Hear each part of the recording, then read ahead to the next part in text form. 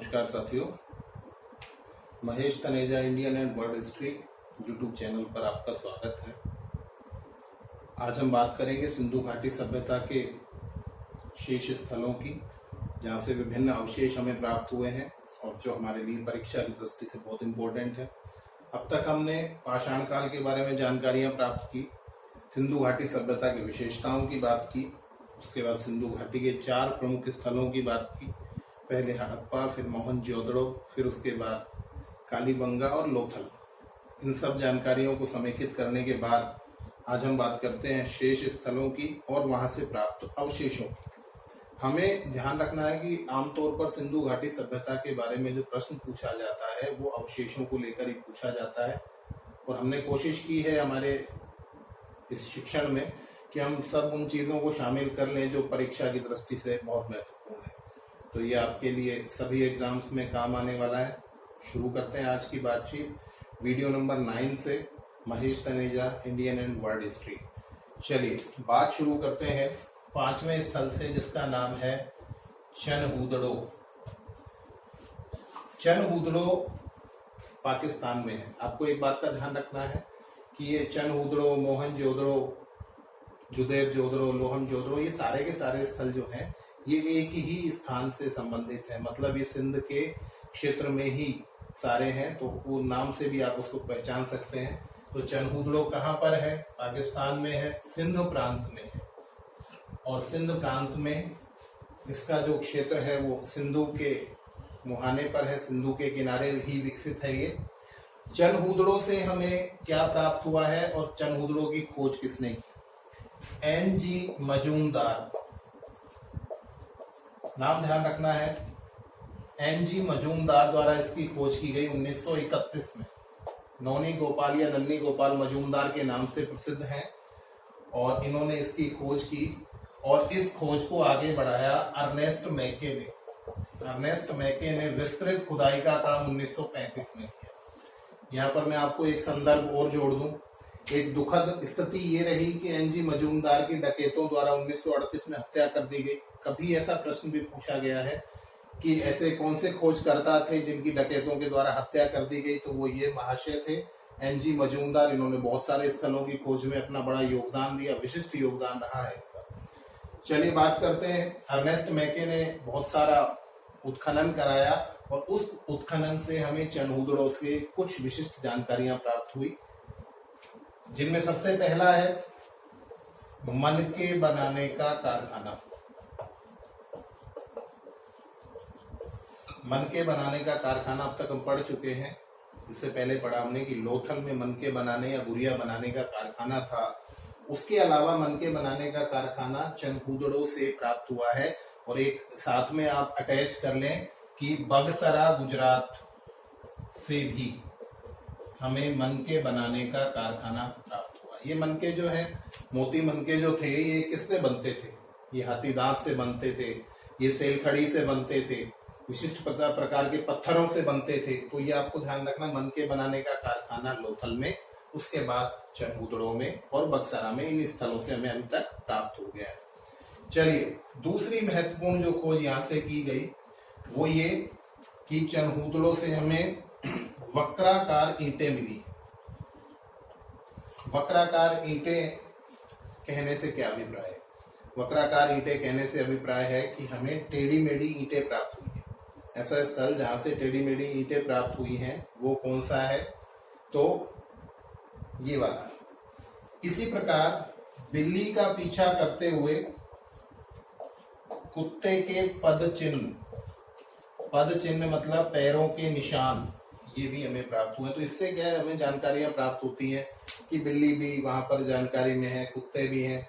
इस तरह का प्रश्न भी पूछा गया है, तो आपको इसको भी इंपॉर्टेंस में रखना है कि बिल्ली का पीछा करते हुए कुत्ते के पदचिन्ह किस स्थल से प्राप्त हैं? तो किस स्थल से प्राप्त हैं? चनहूदड़ो से प्राप्त है। इसके अलावा बात करें तो ये ऐसा स्थल है जहां से झूकर झांगर संस्कृति के प्रमाण मिले हैं। झूकर झांगर संस्कृति क्या है आपको बताएं? हड़प्पा संस्कृति के बाद की एक संस्कृति जिसका क्षेत्र चनहूदड़ो के पास में ही था। पहले झूकर संस्कृति कहलाई, फिर बाद की झांगर संस्कृति कहलाई, और मिलाकर इसे हम झूकर झांगर संस्कृति कहते हैं। और इसका जो प्राप्ति स्थल है वो भी चनहूदड़ो है। तो इसका भी हमें ध्यान रखना है कि झूकर झांगर संस्कृति का प्रमाण हमें कहाँ से प्राप्त होता है, तो चनहूदड़ो से प्राप्त होता है। तो रिवाइज करें, चनहूदड़ो पाकिस्तान में सिंध प्रांत में सिंधु के तट पर एनजी मजूमदार की खोज, अर्नेस्ट मैके का उत्खनन और मन के बनाने का कारखाना, बहुत इंपॉर्टेंट, वक्राकार ईंटें, बिल्ली और कुत्ते के पदचिन्ह और झूकर झांगर संस्कृति के प्रमाण, ये सब हमें कहाँ से प्राप्त होता है, तो ये सब हमें प्राप्त होता है चनहूदड़ो से। और हमारे लिए इम्पोर्टेंट ये है, हम यहाँ से ये समझ पाए कि कहीं ना कहीं सिंधु घाटी सभ्यता का आप इसे द्वितीय औद्योगिक या व्यापारिक नगर भी कह सकते हैं। तो बहुत इंपॉर्टेंट स्थल है, इसका आपको ध्यान रखना है। और अटैचमेंट में ये ध्यान रखना है कि लोथल से और लोथल के बाद हम चनहूदड़ो से जब बात कर रहे हैं तो दोनों में मन के बनाने का कारखाना यहाँ कॉमन हो जाएगा। चलिए आगे बढ़ते हैं। इसमें एक प्रश्न बहुत पूछा जाता है आज की तारीख में, वो ये कि सिंधु घाटी सभ्यता के वे स्थल कौन से हैं जिनमें किलेबंदी प्राप्त नहीं है। देखिए, किलेबंदी के बारे में थोड़ा सा डिस्कशन हम कर लें। दो तरह के टीले मिले, मैंने पहले भी बताया था, जब हम खुदाई करते हैं तो ऊपर के स्तर पर एक ऊंचा टीला और एक नीचे के स्तर पर वहीं पर नीचा टीला, इस तरह का। यहाँ पर बड़े मकान होते हैं, यहाँ पर छोटे मकान होते हैं, इस तरह से मिलता है हमें। अब जहाँ बड़े मकान है इसे तो पश्चिमी टीला कहा गया है, और जहाँ छोटे मकान है, जहाँ जन सामान्य रहता है, तो शासक वर्ग का निवास है, और जहाँ जन सामान्य रहता है वो नीचा टीला है। इसे हम पूर्वी टीले के नाम से भी या पूर्वी किलेबंदी के नाम से भी जानते हैं। तो आपको बताएं, ये पूरी की पूरी बसासत के चारों तरफ किलेबंदी प्राप्त होने के प्रमाण हमें प्राप्त होते हैं कि सारे जो लोग यहाँ रहा करते थे, मकान होते थे, उनके चारों तरफ एक वॉल दिखाई देती है जिसे किलेबंदी कहा गया है, दुर्गीकरण कहा गया है। और ऐसा दुर्गीकरण प्राय दोनों जगह का मिला है। हड़प्पा, मोहनजोदड़ो की बात करें, हम लोथल की बात करें, कालीबंगा की बात करें, इनमें क्या हुआ है कि इनमें दोनों ही स्तर पर आपको दुर्गीकरण के प्रमाण प्राप्त हो जाते हैं। परंतु आपको बता दें कि चनहूदड़ो और अल्लादीनो ये दो स्थल हैं जहां से हमें किलेबंदी प्राप्त नहीं हुई है।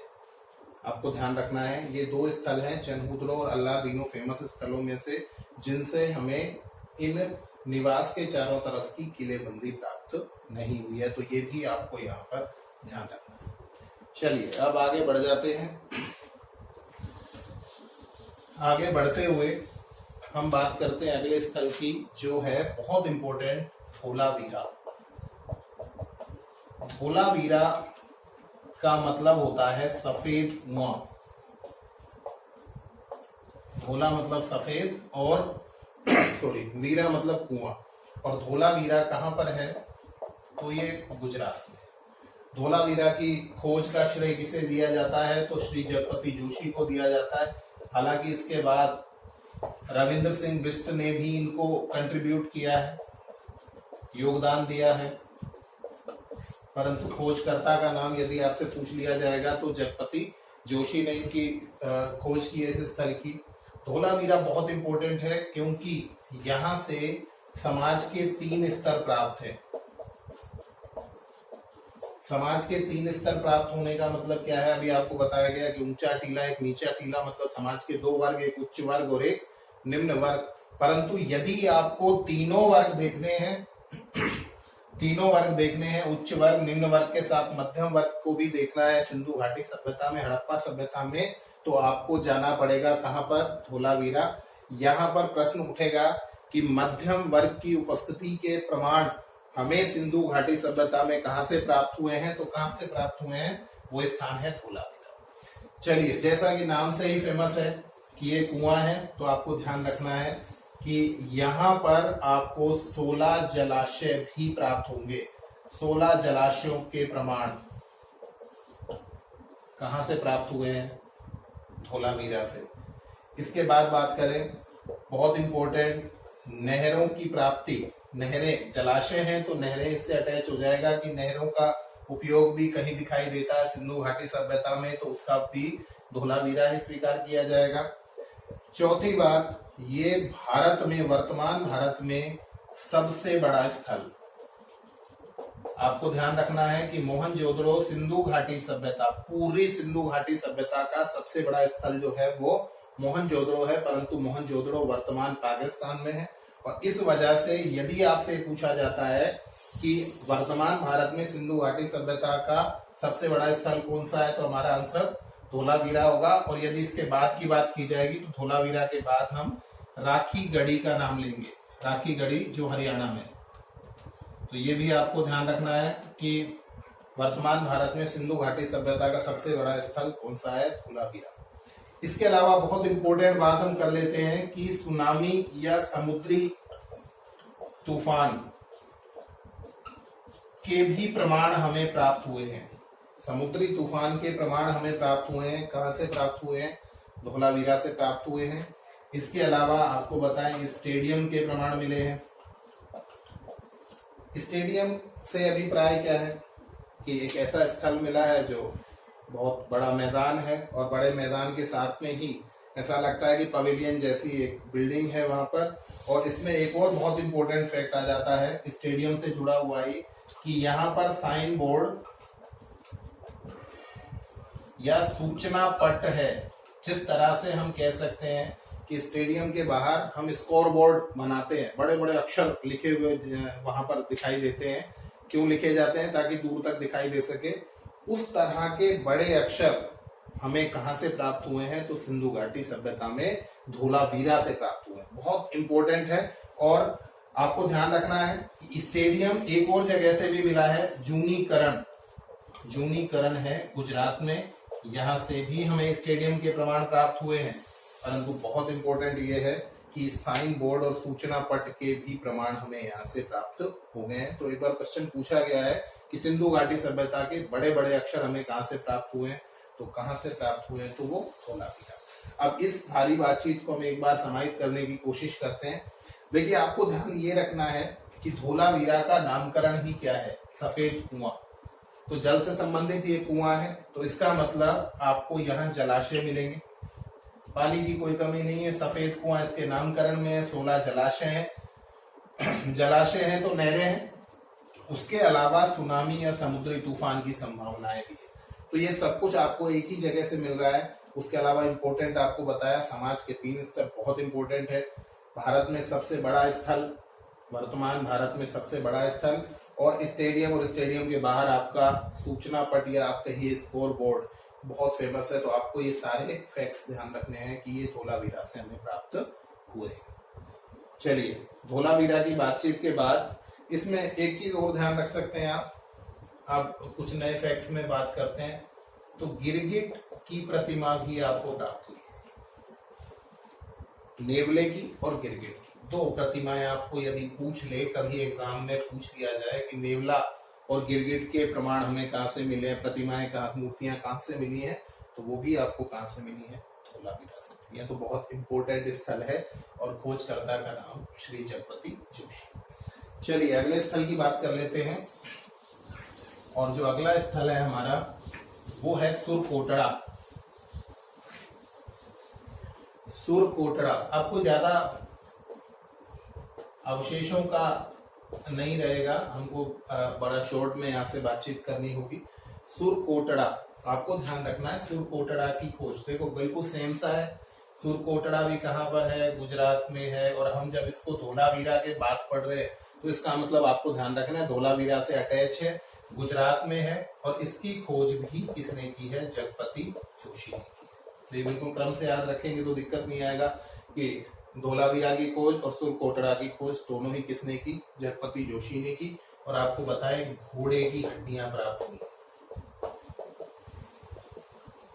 घोड़े की हड्डियों का प्राप्ति स्थल सुरकोटड़ा। घोड़ा ध्यान रखना, सुरकोटड़ा से क्या मिला है, घोड़ा, घोड़े की हड्डियों के प्रमाण हमें प्राप्त हुए हैं। और आपको बता दें ये दोनों ही जो क्षेत्र है ये कच्छ के क्षेत्र में है। धोलावीरा और सुरकोटड़ा जो है ये कच्छ वाले क्षेत्र में। और इसी वजह से हम आपको ये बता रहे थे कि सुनामी की जो संभावना हमने व्यक्त की है कि समुद्री तूफान के प्रमाण मिले हैं, तो वो इस वजह से क्योंकि ये गुजरात के कच्छ जिले में है। दोनों ही, धोलावीरा भी और सुरकोटड़ा भी। तो ये आपको यहाँ पर ध्यान रखना अटैच करते हुए कि घोड़े की हड्डियां हमें कहाँ से प्राप्त हुई है, सुरकोटड़ा से प्राप्त हुई है। चलिए नेक्स्ट जगह की बात कर लेते हैं। नेक्स्ट है हमारा बनावाली।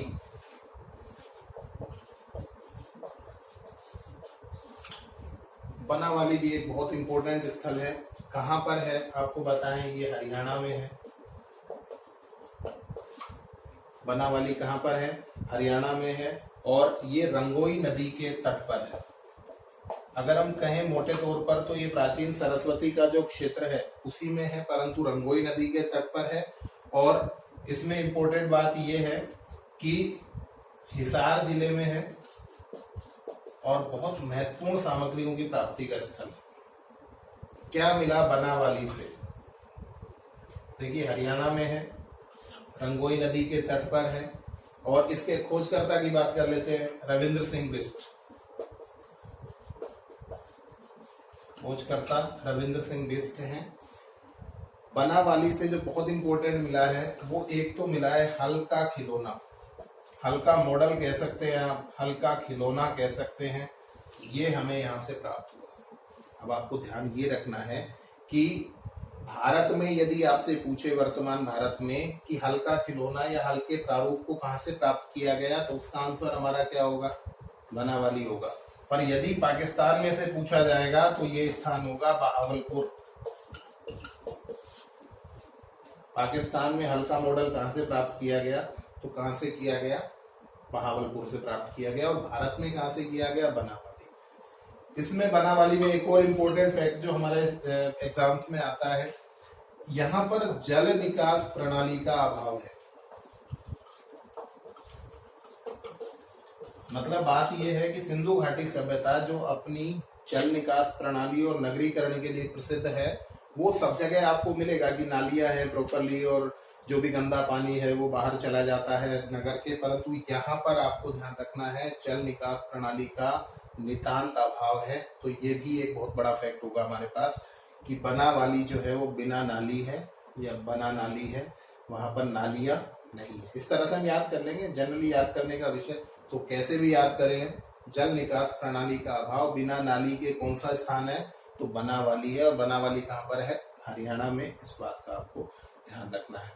चलिए इसके बाद बात कर लेते हैं कि बनावाली से कुछ सरसों आदि फसलें भी हमें प्राप्त हुई हैं और मातृ देवी की लघु मृण मूर्तियां प्राप्त हुई हैं जो बहुत स्थलों से प्राप्त हुई हैं, तो उसको आप स्पेसिफाई करने की जरूरत यहाँ पर नहीं है। तो ये दो फैक्ट्स आपको ध्यान रखने हैं।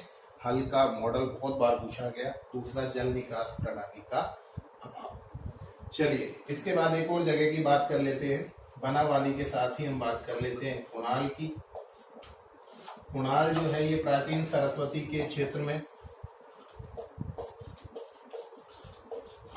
और यहाँ पर ये जिक्र करना जरूरी है, मैंने ये इसके साथ इसलिए लिखा क्योंकि बनावाली और कुणाल का भी एक अटैचमेंट है। इसको क्रम से पढ़ने का कारण ये है कि ये भी हिसार में है और इसकी खोज भी रविंद्र सिंह बिष्ट ने की। तो आपको क्या है कि कहीं कोशिश ये करनी है कि ग्रुप्स बनाने हैं, जैसे हरियाणा में है दोनों, बनावाली और कुणाल दोनों हरियाणा में है, दोनों ही स्थल जो है वो हिसार में है और दोनों की खोजकर्ता कौन है, रविंद्र सिंह बिष्ट है। उससे थोड़ा सा आपके लिए आसान हो जाएगा। कुणाल से चांदी के 2 मुकुट मिले, चांदी के 2 मुकुट, तो ये बहुत इंपॉर्टेंट फैक्ट है जो आपको ध्यान रखना। चांदी के 2 मुकुट हमें कहां से प्राप्त हुए हैं, तो कौन सा स्थल है वो कुणाल से प्राप्त हुए। ठीक है, चलिए आगे बढ़ते हैं। जितना इसमें हम डिस्कस कर रहे हैं लगभग इतना ही आपको कवर करके चलना है और उससे क्वेश्चंस लगभग सॉल्व हो जाते हैं। ऑब्जेक्टिव एग्जाम्स में कहीं ज्यादा दिक्कत आने वाली बात नहीं है। चलिए इसके बाद बात कर लेते हैं कुछ बहुत छोटी छोटी जानकारियों की। कोट दीजी एक स्थान है, कहाँ से है, पाकिस्तान में है और यहाँ पर 2 बार अग्निकांड के प्रमाण मिले। मतलब 2 ऐसे स्तर मिले हैं जहां पर लगता है कि आग लगी है, राख मिली है, फिर एक और स्तर के बाद लगता है कि आग लगी है। तो 2 बार अग्निकांड के प्रमाण हमें कहां से प्राप्त हुए हैं, कोट दीजी से, और कोट दीजी कहाँ पर है? पाकिस्तान। तो आपको ध्यान रखना है कोट दीजी में दूजी बार आग लग गई, कोट दीजी में दूजी बार आग लग गई, इसका मतलब 2 बार अग्निकांड के प्रमाण हमें यहाँ से प्राप्त हो जाते हैं। चलिए और बात कर लेते हैं रोपड़। रोपड़ कहाँ है? वर्तमान पंजाब भारत में है। ये बीबी लाल ने इसकी खोज की है। रोपड़ की खोज बीबी लाल ने की है। और आपको बताएंगे धुरे जी ने इसकी खोज की थी, तो कहीं आपसे पूछ ले तो श्री धुरे ने इसकी खोज की थी कोट दीजी की। रोपड़ की बात करें पंजाब में है, बीबी लाल ने इसकी खोज की है, यज्ञदत्त शर्मा ने इसकी ज्यादा खुदाई का कार्य कराया है। यहाँ पर मनुष्य के साथ कुत्ते को दफनाने के प्रमाण मिले। मनुष्य के साथ कुत्ते को दफनाने के प्रमाण हमें सिंधु घाटी सभ्यता में कहां से प्राप्त हुए हैं? तो आपको ध्यान रखना है कहां से? रोपड़ से। अगर आपसे ये कहा जाता है कि पाषाण काल में इस तरह के प्रमाण कहां से मिले, तो नव पाषाण काल में इसके प्रमाण हमें बुर्ज होम कश्मीर से प्राप्त हुए, जम्मू कश्मीर से। यहाँ पर आपको ध्यान रखना है सिंधु घाटी सभ्यता में पूछेगा तो रोपड़ से हमें मनुष्य के साथ कुत्ते को दफनाने के प्रमाण मिले। और मैंने आपको पहले भी जिक्र किया था कि सबसे पहला पशु जो हमने पाला है, मनुष्य ने पाला, वो कौन सा है? तो वो कुत्ता है। तो भैया मनुष्य और कुत्ते का प्रेम जो है वो आप यहाँ देख रहे हैं। आप रो पड़ेंगे, जगह का नाम है रोपड़। तो ध्यान रखना है कि रोपड़ से हमें मनुष्य के साथ कुत्ते को दफनाने के प्रमाण प्राप्त हुए हैं। चलिए इसके बाद एक और जगह की बात कर लेते हैं, बालाकोट। बालाकोट भी पाकिस्तान से है। पाकिस्तान का ही एक महत्वपूर्ण स्थल जहां से हमें जॉर्ज एफ डेल्स ने यहाँ से हमें कुछ खुदाई और खोज के रूप में हमें प्रस्तुत किया ये। और बालाकोट से आपको ध्यान रखना बहुत इंपॉर्टेंट है, सीप उद्योग का प्रमुख केंद्र। बहुत इंपॉर्टेंट है ये, बहुत सारे एग्जाम्स में पूछा गया है। सीप उद्योग का, सीप मोती और सीप के माध्यम से कुछ कलात्मक वस्तुएं बनाने का, तो सीपी उद्योग का प्रमुख केंद्र कौन सा है? तो बालाकोट। तो आपको ये भी ध्यान रखना है कि जो बाला का कोट है उसमें आपको बटन लगाने, कौन से लगाने? सीप के लगाने हैं। तो वो भी आपको एक क्लू के तौर पर ध्यान रखना है कि बालाकोट से सीप उद्योग का प्रमुख आधार हमें प्राप्त हो गया है। चलिए इसके बाद और बात कर लेते हैं। एक दो स्थल बचे हमारे पास। एक रोजदी है। रोजदी कहाँ पर है? ये गुजरात में है। यहाँ से हमें हाथी की हड्डियां प्राप्त हुई। रोजदी से हमें हाथी के अवशेष, हाथी की हड्डियां प्राप्त हुई हैं। ये कहाँ पर है? गुजरात में। ये भी आपको ध्यान रखना है। इसके अलावा एक और इम्पोर्टेंट स्थल दहमाबाद। दहमाबाद हमें पता है कहाँ पर है? महाराष्ट्र में है। यहाँ से कांसे का रथ मिला है, जिसका जिक्र मैं पहले भी कर चुका हूँ। कांसे का रथ हमें कहाँ से प्राप्त हुआ है? दहमाबाद से प्राप्त हुआ है। और यहाँ पर एक व्यक्ति इसका वाहक है और इसका सारथी है, और इसे जो ले जाने वाले हैं, इस रथ के जो वाहक हैं, वो 2 बैल हैं। आपको ध्यान रखना है यहाँ पर घोड़ा नहीं है, इसीलिए हम बात कर रहे हैं कि घोड़े के उपयोग से सिंधु घाटी सभ्यता के लोग परिचित नहीं थे। तो कांसे का रथ कहाँ से प्राप्त हुआ है? तो वो दहमाबाद से प्राप्त हुआ है। तो ये हुए कुछ और महत्वपूर्ण स्थल जिससे हमें जानकारियां प्राप्त होती हैं। इसमें एक दो चीजें और हम ऐड कर सकते हैं। सॉरी, एक दो स्थलों की बात और भी कर सकते हैं, जैसे अल्लाह दीनो। अल्लाह दीनो कहाँ पर है? तो भैया पाकिस्तान में। नाम से भी थोड़ा सा मॉडर्न नेम है, तो हम अंदाजा लगा सकते हैं कि कहाँ पर है। यहाँ पर आपको बताएं टेराकोटा का एक मर्तबान है, उस मर्तबान में बहुत सारे आभूषण प्राप्त हुए। तो बहुत सारे आभूषण मिले हैं। आभूषणों की प्राप्ति का एक मुख्य स्थल हमें कौन सा मिला है? तो अल्लाह दीनो। तो अल्लाह ने दिया है, बहुत सारे आभूषण दिए हैं आपको। तो आपको ध्यान रखना है अल्लाह दीनों से हमें क्या प्राप्त हुए? एक मर्तबान में बहुत सारे आभूषण प्राप्त हुए। इसी तरह से एक स्थान है मांडी। मांडी उत्तर प्रदेश। ये हमारे लिए एक तो इसलिए इम्पोर्टेंट है क्योंकि मांडा और मांडी में मिक्सअप होगा। मांडा कहाँ पर है? तो आपको बताया था जम्मू कश्मीर में जो सबसे उत्तरी स्थल है सिंधु घाटी सभ्यता का, वो मांडा है। और मांडी कहाँ पर है? तो मांडी कहाँ पर है? ये आपको ध्यान रखना है, यूपी में है।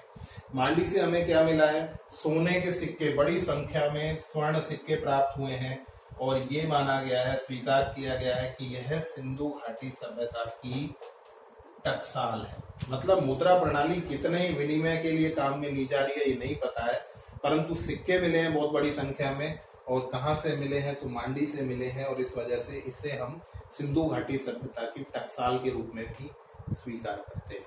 इसके अलावा नौसारो बलूचिस्तान में एक जगह है, नौसारो बलूचिस्तान, यहाँ से कुछ महिला मूर्तियां मिली हैं, स्त्री मूर्तियां मिली हैं, और उनकी मांग में सिंदूर है। उन मूर्तियों में जो चित्रांकन है, मूर्तियों में जो प्रदर्शन है, उनकी महिलाओं की जो मांग है, इसमें सिंदूर भरा हुआ है। तो ये भी इसके प्राचीनतम साक्ष्य होंगे और सिंधु घाटी सभ्यता की दृष्टि से बहुत इंपॉर्टेंट होंगे। तो इतने सारे स्थलों की बात, मैंने कहा कोट दीजी में दूसरी बार आग लगी, रोपड़ में आप रो पड़ेंगे इस प्रेम को देखकर। बालाकोट में, बाला के कोट में सीपी का बटन है, कैसे भी याद रखिए। रोजदी में हाथी की हड्डियां, तैमाबाद में कांसे का रथ, अल्लाह ने दिए बहुत सारे आभूषण, और बांडी में मिली है टकसाल। तो ये सब आपको ध्यान रखना है। एक और फैक्ट के साथ मैं सिंधु घाटी के इन अवशेषों की कहानी को खत्म करता हूं। आपको ध्यान रखना है, सुमेरियन नावों के प्रमाण या चित्रांकन हमें कहां से प्राप्त हुआ है? तो ये आपको मोहनजोदड़ो में ऐड कर लेना है। ये भी हमारे लिए बहुत इम्पोर्टेंट। सुमेरियन नावों के ये कुछ नया संदर्भ मिला तो वो आपको शेयर कर रहे हैं आपके साथ। तो सुमेरियन नावों के प्रमाण हमें कहाँ से प्राप्त हुए? मोहनजोदड़ो से प्राप्त हुए। तो ये भी हमारे लिए बहुत इम्पोर्टेंट है। तो इन सब फैक्ट्स को, बहुत ज़्यादा नहीं है, इतना आपको करना ही पड़ेगा यदि आप एक स्टैंडर्ड एग्जाम में जा रहे हैं। इन सबको आप याद कर लीजिए। और मुख्यतः मैंने कहा कि सवाल अवशेषों से ही पूछे जाते हैं। चलिए, तो ये हमारा आज का वीडियो रहा, वीडियो नंबर 9 सिंधु घाटी